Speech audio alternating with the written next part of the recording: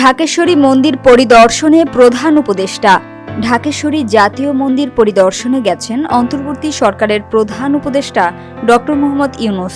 মঙ্গলবার সকালে মন্দির পরিদর্শনে যান তিনি।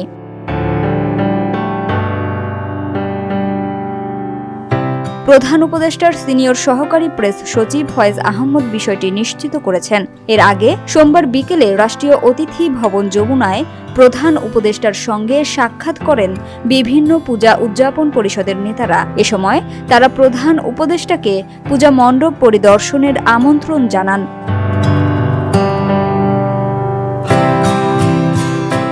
বৈঠকে প্রধান উপদেষ্টা বলেন, আপনাদের সঙ্গে সবসময় দেখা করার ইচ্ছা থাকলেও সুযোগ হয় না। পূজা উপলক্ষে বছরে একবার সামনাসামনি দেখা হওয়ার, কথা বলার সুযোগ হয়।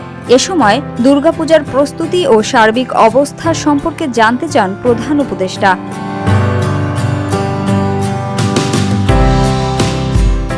হিন্দু ধর্মীয় নেতারা জানান, গত বছরের তুলনায় এবছর 1000-এর বেশি পূজা মণ্ডপ বেড়েছে। সারা দেশে পূজা মণ্ডপ প্রস্তুতের কাজ পুরোদমে এগিয়ে চলছে।